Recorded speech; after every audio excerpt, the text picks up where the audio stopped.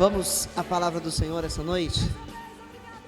Pega a sua Bíblia, ame a sua Bíblia, ame esse livro, amém? Sinta prazer em folheá-lo, sinta prazer em folhear esse livro, porque estas páginas, elas contêm a palavra de Deus, amém? Abra no Gênesis, no capítulo 37, Gênesis capítulo 37, pode ficar sentado, eu vou estar passeando por alguns versículos. Aleluia. Capítulo 37 fala da história de José. Na verdade diz no verso 2: esta é a história da família de Jacó. Nós vamos tentar, fazer isso. Eu vou pedir para colocarem de volta a NVI na tela, porque a gente sempre usa a NVI. Então, se você tem interesse, vai comprar uma Bíblia, procure comprar uma NVI, tá bom? Porque a NVI é uma linguagem mais fácil de entendimento. E fiquem tranquilos, que sempre que tiver alguma coisa ali, algum erro, talvez ortográfico, ou a falta de algo, ou a adição de algo, você sempre vai saber, porque eu não vou deixar você à deriva, tá certo? Porque todas as Bíblias contêm erros, não na palavra de Deus, mas muitas vezes ortográficos, ok? E às vezes num sentido diferente, por uma falha na interpretação. Então, fique tranquilo. Mas adquira uma NVI. Se você tem uma revista e corrigida, ótima Bíblia. Se você tem uma atualizada, ótima Bíblia. Se você tem uma revista e atualizada, excelente Bíblia. Uma King James, excelente Bíblia. São todas Bíblias boas. A Bíblia Viva também é uma Bíblia boa, só que ela é muito simples. Simples ao extremo.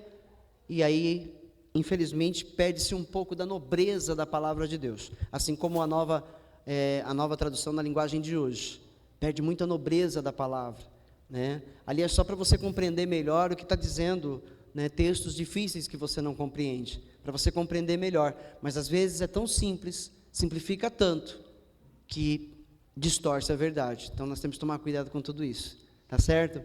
Então a NVI é a nossa Bíblia oficial, na nossa igreja, e quem quiser comprar uma, Conde Sarzedas ali no centro, próximo do Parque Dom Pedro, da Sé, lá você encontra a Bíblia barato. Se você for comprar em outras lojas, você vai pagar muito mais caro.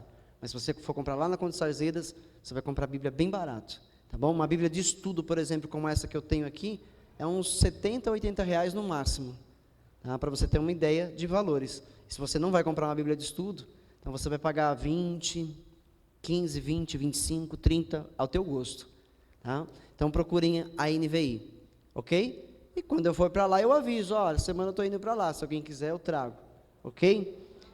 Para a gente poder tentar organizar melhor, o momento da leitura, porque se a Lidiane fosse deixar vocês ler na Bíblia de vocês, ia sair tudo, aqui ia sair de um jeito, lá de outro, aqui de outro, porque as traduções são diferentes. Então por isso a gente pede para usarmos a NVI, tá bom? NVI significa Nova Versão Internacional, amém? Muito bem, vamos lá. Verso 2, esta é a história da família de Jacó. Quando José tinha 17 anos, pastoreava os rebanhos com os seus irmãos. Ajudava os filhos de Bila e os filhos de Zilpa, mulheres de seu pai, e contava ao pai a má conduta deles. Ora, Israel, Jacó, gostava mais de José do que qualquer outro filho, porque ele havia nascido em sua velhice, por isso mandou fazer para ele uma túnica longa. Quando os seus irmãos viram que o pai gostava mais dele do que de qualquer outro filho, odiaram-no e não conseguiam falar com ele amigavelmente. Até aqui. Será que isso é ainda atual? Se tem algum aqui que é filho mais querido do pai e da mãe? Tem alguém aqui que é mais querido? Que se sente mais querido? Tem alguém, não? O Johnny. Tem mais alguém, não, que se sente mais querido assim, que vê que os pais dão mais atenção a você do que aos outros irmãos? Tem mais alguém? Ah, vocês estão escondendo o jogo aí. Ó, Vinícius, tá vendo? Thaís, não, a Thaís é a Ana Cláudia, né? É a Ana Cláudia. Então, a questão é, quando um pai e uma mãe amam muito mais a um filho do que os outros, isso, de maneira fatal, vai trazer no coração dos demais algum sentimento contrário a esse irmão, ou não? Vai trazer. Ainda que ele diga, não, eu amo meu irmão, sim, eu acredito que ama, mas fica aquele sentimentozinho, só ele que ganha, é só ela, né? Tudo é ela, tudo é ele. É ou não é verdade? É assim que funciona, né? E aqui não é diferente. A Bíblia diz que Jacó amou mais a José, porque José nasceu na sua velhice. Por isso ele amou mais José. E José era filho da mulher a qual Jacó mais amava. Mais amava. Entende? Então um amor para lá de especial. Não era culpa de José ser mais amado por seu pai. Não era culpa, só que com certeza a coisa deve ter ficado confortável demais. Com certeza, né, ele deve ter falado, poxa, eu sou queridão do meu pai, né? Minhas irmãs aí, ó, vocês tomam cuidado aí, qualquer coisa aí eu vou falar para o meu pai, hein? Vou falar para o pai. Porque aqui diz que ele trazia notícias da má conduta dos irmãos.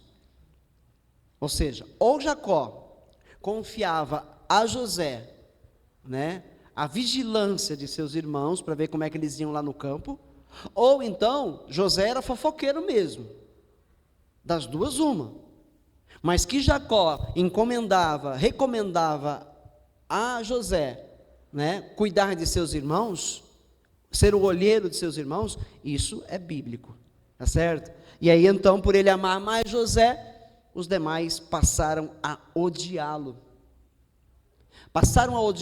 e a cada vez que eles faziam alguma coisa errada, Jacó, já odiado pelos irmãos, ia lá e contava para o pai, o ódio desses irmãos crescia ainda mais, muito mais. Então, uma situação natural. Condenaríamos os irmãos dele por odiarem ele? Não poderíamos, né? Porque a falha começou no pai. Começa no pai. Os irmãos deveriam, né, se conter, buscar o controle, o domínio próprio, para amar o seu irmão. Mas eles não tiveram esse domínio e odiaram José. Tá certo? E para piorar a situação, no verso 5, diz que José teve um sonho. E quando contou a seus irmãos, eles passaram a odiá-lo ainda mais. Ouçam o sonho que tive, disse para eles. Estávamos amarrando os feixes de trigo no campo, quando o meu feixe se levantou e ficou em pé. E os seus feixes se ajuntaram ao redor do meu e se curvaram diante dele. Seus irmãos lhe disseram, então você vai reinar sobre nós? Quer dizer que você vai nos governar? E o odiaram ainda mais, por causa do sonho e do que tinham dito. Tá certo? O sonho era claro. Qualquer um de nós interpretaria um sonho tão simples assim, né? Eram 12 feixes, o feixe dele no meio de pé, os outros se curvavam. Qualquer um entenderia, quer dizer que nós, os teus 12 irmãos, vamos nos curvar diante de você, você vai nos governar. E isso incitou um ódio ainda maior no coração dos irmãos. Mas aí não parou por aí. No versículo 9, depois teve outro sonho e contou a seus irmãos. Tive outro sonho, e desta vez o sol, a lua e 11 estrelas se curvavam diante de mim. Quando o contou ao pai e aos irmãos, o pai o repreendeu e lhe disse, que sonho foi esse que você teve?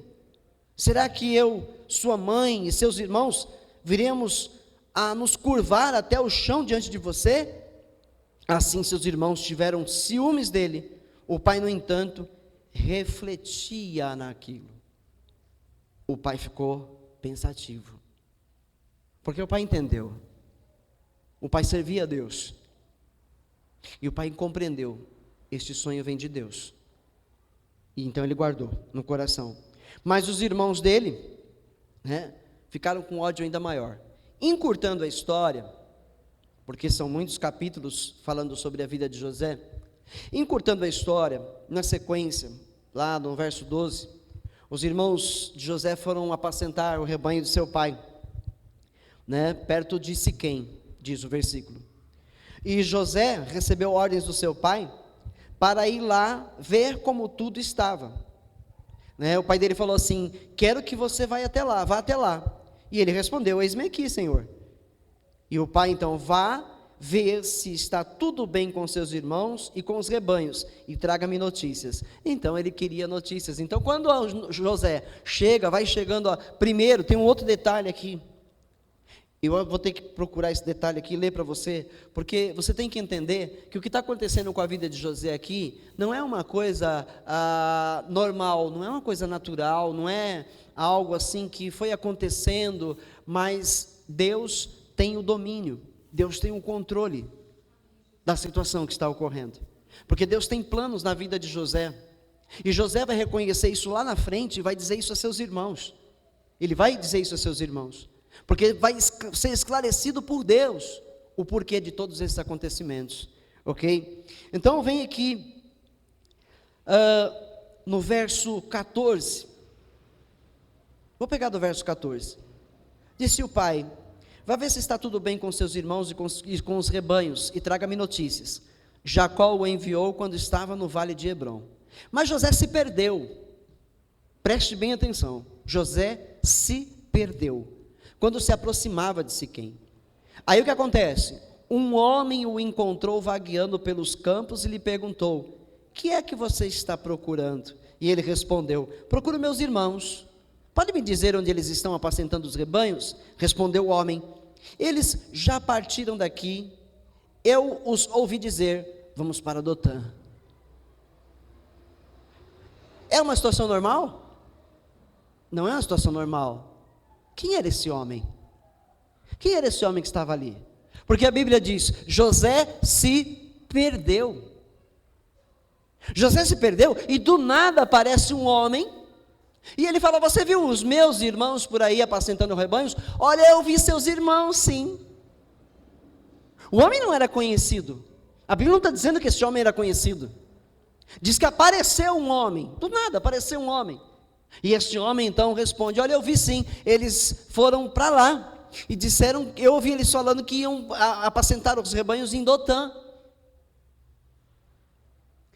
Isto chama-se intervenção do Senhor, amém?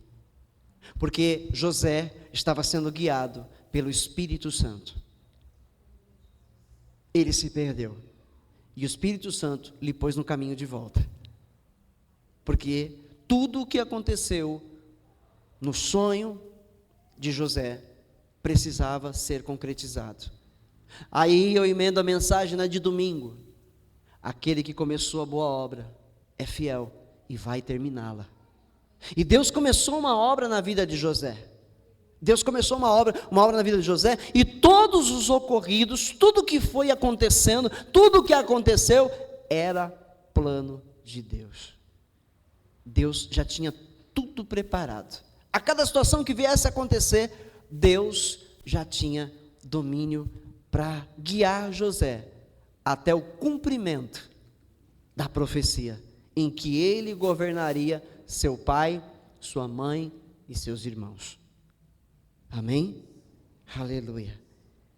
O Senhor é onisciente, Ele é presciente, Ele sabe tudo lá na frente, e Ele já tem um plano para tudo.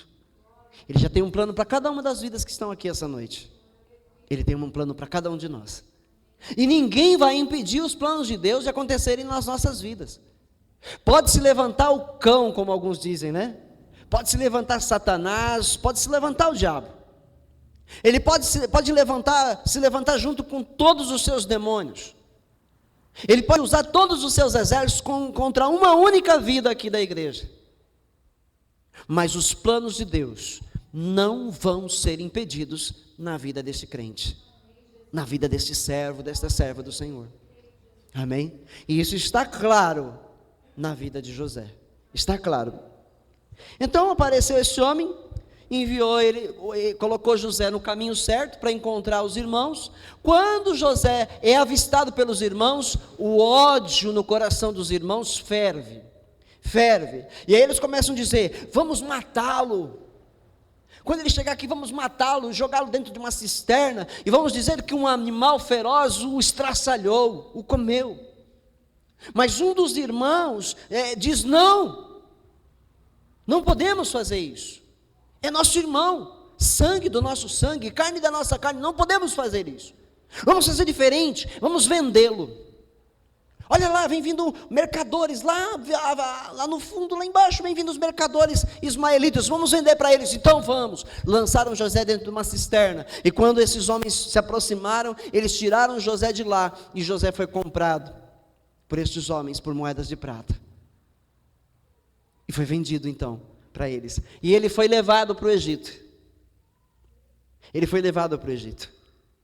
Seu pai começou uma vida de sofrimento sem fim, porque era o filho que ele mais amava, e agora o pai não tem mais descanso, não tem mais paz, porque ele pensa em José todos os dias. Mas Deus está trabalhando, Deus está no controle. Talvez alguns de nós fiquemos ansiosos, preocupados, soframos por alguma situação, por alguém que está longe, por alguém que já não está presente. Deus está no comando, está no controle de tudo, e a vontade de Deus vai se cumprir nas nossas vidas, vai se cumprir. Tem pessoas que, se me verem pregar assim, vão dizer: não, você está dizendo que Deus manipula. Deus não manipula ninguém, né? A escolha dos homens, nas escolhas dos homens, Deus opera o seu querer. Amém? Nas escolhas humanas, Deus opera o seu querer, porque Ele é soberano. Lembrar outra coisa da vida de José para vocês: José foi um homem temente a Deus do princípio ao fim da sua vida. José, quando estava ali vigiando os seus irmãos, ele era temente a Deus, ele servia ao Senhor, ele amava ao Senhor, e ele gostava das coisas certas, e por isso que ele não gostava de ver o mal que seus irmãos faziam, e contava para o seu pai. Ele era tido como um dedo duro, como um fofoqueiro, sim. Isso criou mais ódio no coração dos irmãos, sim, mas porque ele não gostava, não aceitava o que é errado. E nós que somos cristãos, nós que somos discípulos de Jesus, nós não podemos compactuar com o erro, nós não podemos ver o erro e ficarmos calados, nós não podemos ver, alguém caindo num buraco e ficarmos calados e braços cruzados. Nós temos que agir e fazer com que Deus seja glorificado na verdade. Entenderam? E José praticava a verdade. Deus era com José. Se José estivesse pecando, se José estivesse fazendo tudo contrário à vontade de Deus, certamente não seria José o escolhido para ser o governador de todo o Egito. Não seria José o homem escolhido para prosperar onde quer que ele botava as suas mãos. Não seria José próspero aonde ele botava a planta de seus pés. Porque onde esse homem pisava, onde ele tocava, a prosperidade o seguia, porque Deus era na vida de José. Amém? O que acontece? Vendido agora para o Egito, ele é levado para o Egito, e lá no Egito, agora ele é comprado por um oficial do faraó chamado Potifar.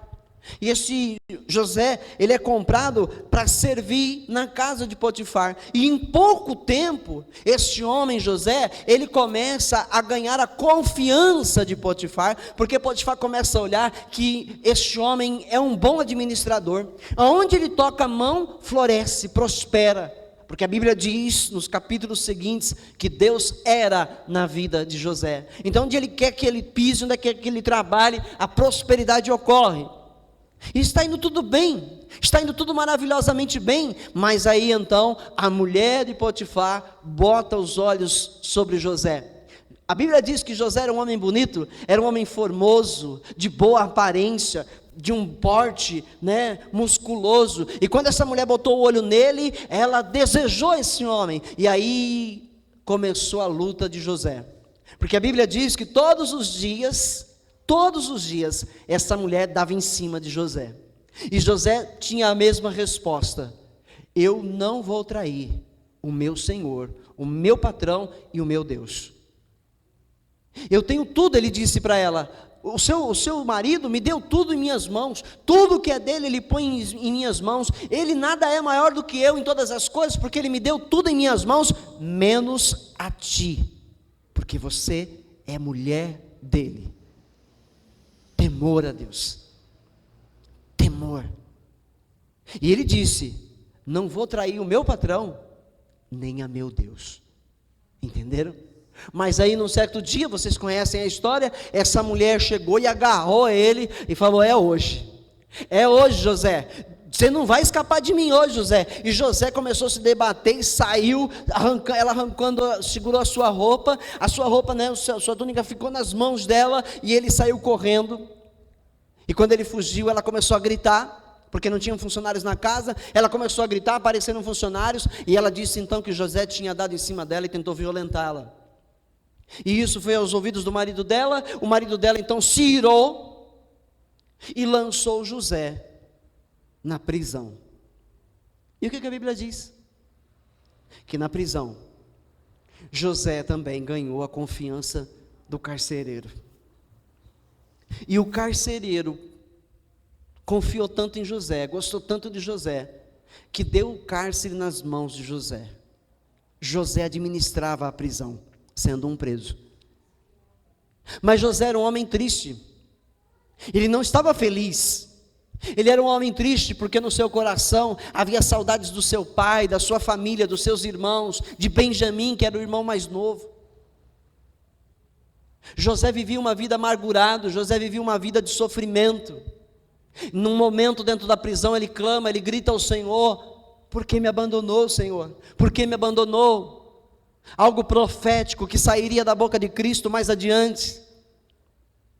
E aí então diz que na sequência, dois oficiais do faraó foram lançados na prisão, e um era copeiro, o outro era padeiro. E aí diz que estes homens tiveram sonhos e não sabiam, não conseguiam entender. Conversando com José, José interpreta o sonho dos dois. Um vai ser exaltado pelo rei, o outro vai ser decapitado, vai ser enforcado. E dito e feito, Deus deu a José a interpretação dos sonhos, e assim aconteceu. E José disse para um desses homens: olha, lembre-se de mim quando você for exaltado por Faraó, não se esqueça de mim, mencione eu para ele lá. Mas a Bíblia diz que este homem se esqueceu de José. Quando ele foi exaltado pelo Faraó, ele se esqueceu de José. Passaram-se 2 anos, 2 anos da interpretação desses sonhos, 2 anos ali José, 2 anos mais na prisão. E então o Faraó tem 2 sonhos. Toda noite o Faraó tem os mesmos 2 sonhos. E os sonhos, você sabe, ele sonhava com 7 vacas gordas e com 7 vacas magras, e as magras devoravam as gordas. Na sequência ele sonhava com 7 espigas cheias e 7 espigas magras, e as magras devoravam as cheias. E ele chamou todos os seus sábios, todos os adivinhos do seu reino, e nenhum deles podia interpretar os sonhos. Foi aí que este homem, oficial de Faraó, lembrou de José na prisão. Diga-me que Deus não estava no controle de tudo isso. Diga-me que Deus não estava no controle do tempo. Diga-me que Deus não estava agindo passo a passo, segundo a segundo da vida de José. Diga-me que Deus não estava preparando provisões para o povo de Israel. Diga-me que Deus não tinha tudo sob controle e que José já tinha sido escolhido no ventre da mãe dele para acontecer tudo isso na vida dele. Foi escolha de Deus. Foi escolha de Deus. E José interpretou os sonhos de Faraó. E além de interpretar os sonhos de Faraó, dizendo que as 7 vacas gordas e as 7 espigas cheias simbolizavam, representavam 7 anos de grande fartura em todo o Egito.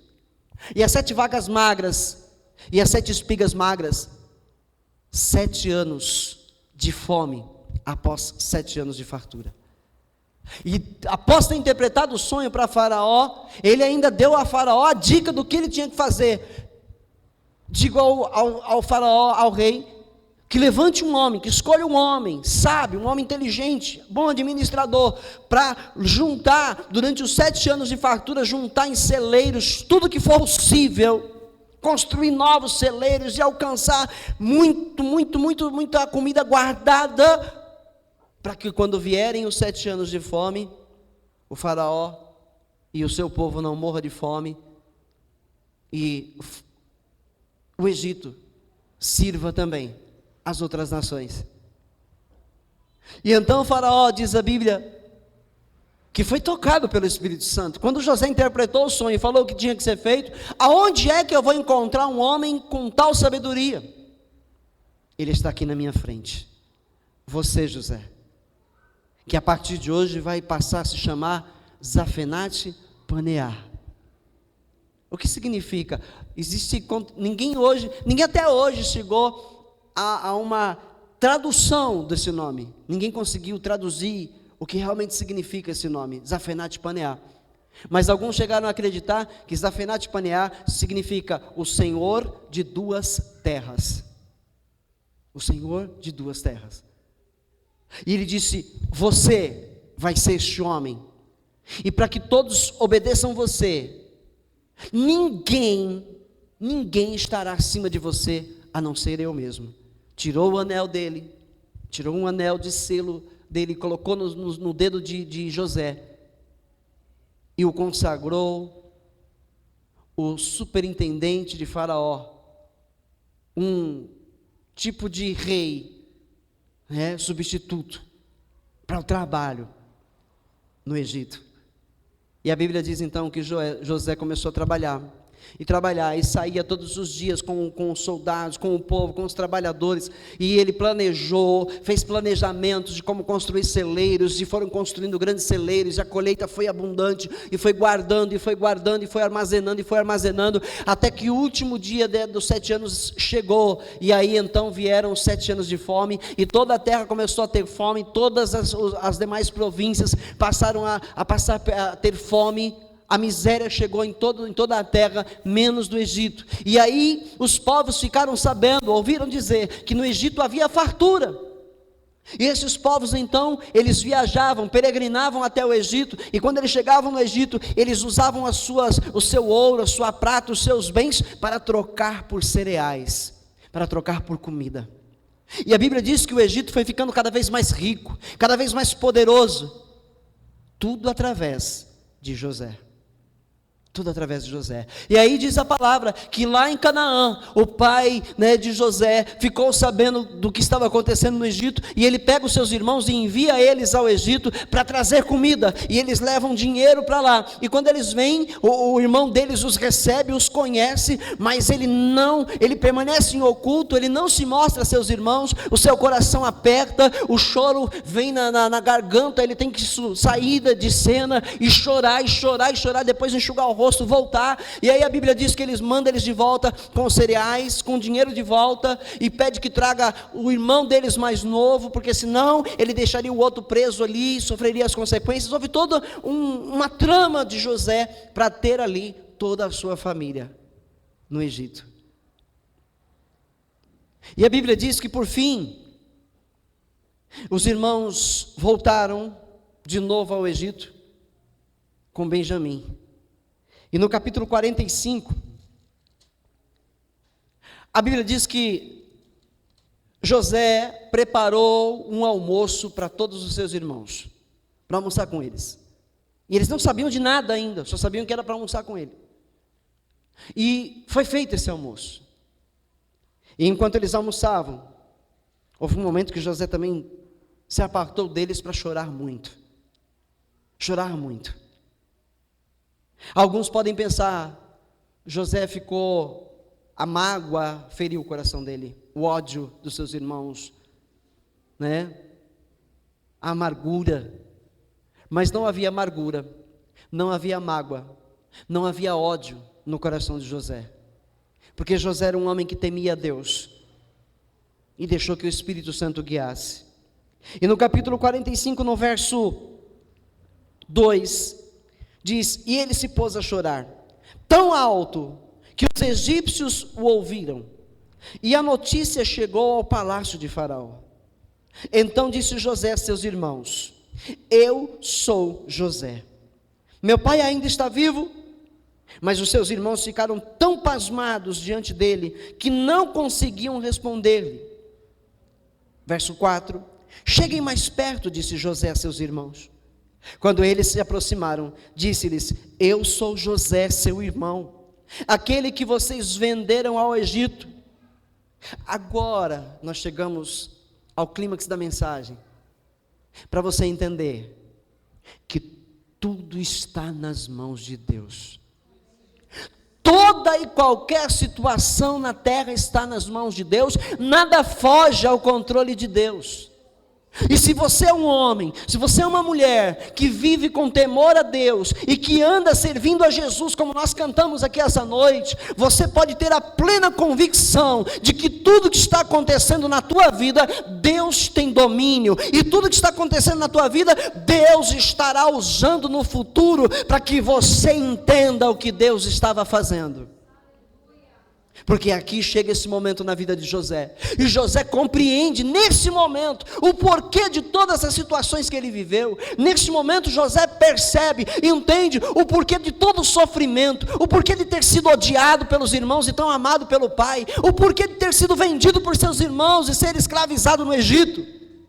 Ele compreende aqui, nesse encontro com seus irmãos.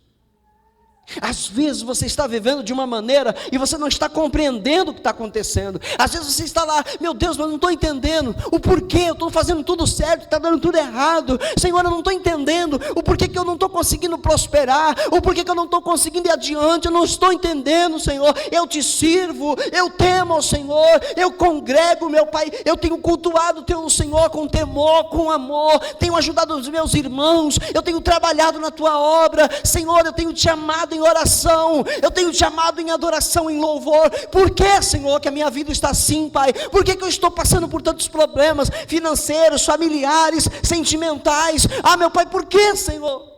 Por que, Deus? Talvez você esteja em algum momento se questionando, ou questionando a Deus por isso. E nós precisamos viver toda uma vida para lá adiante entender os planos de Deus em nós e para nós e para os outros que nos rodeiam. Amém? José diz, de novo, verso 4: cheguem mais perto, disse José a seus irmãos.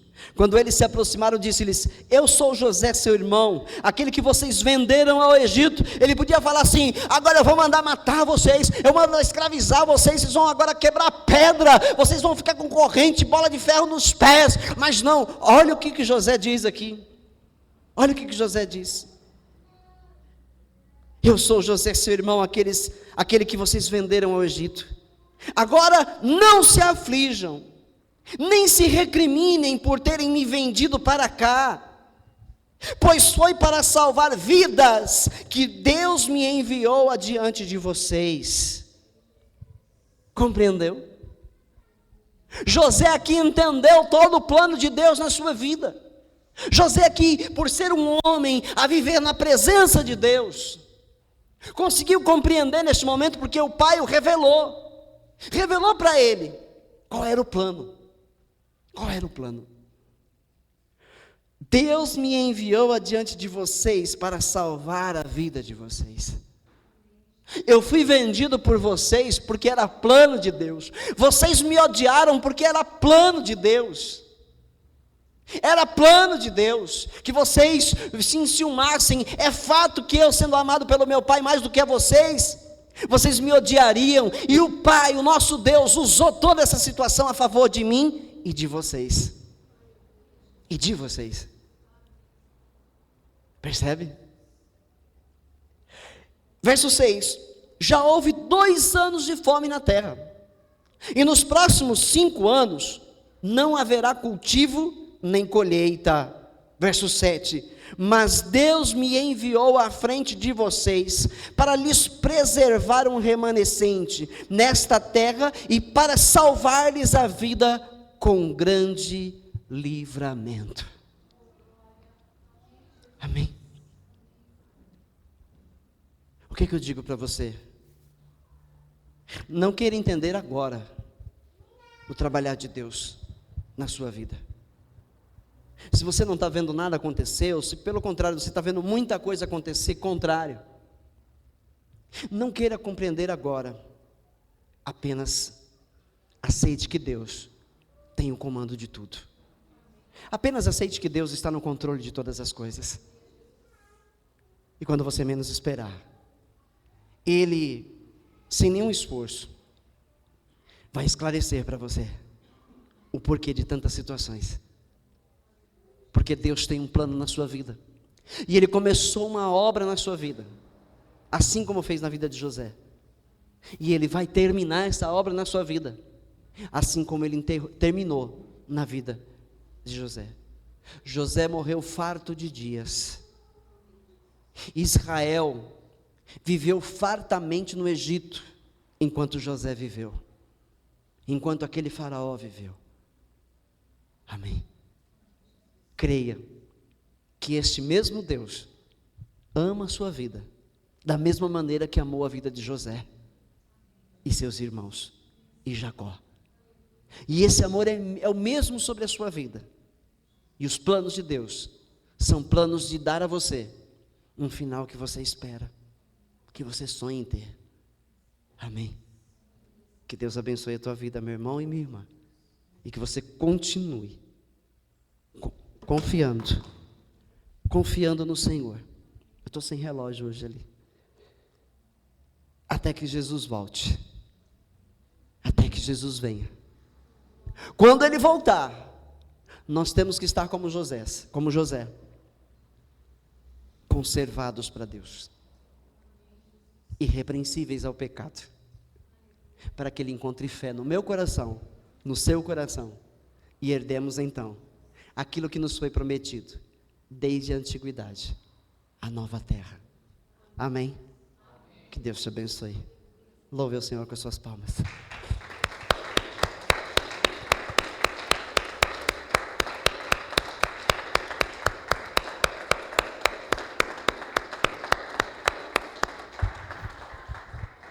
Aleluia, graças a Deus. E eu espero que você continue firme nessa caminhada, porque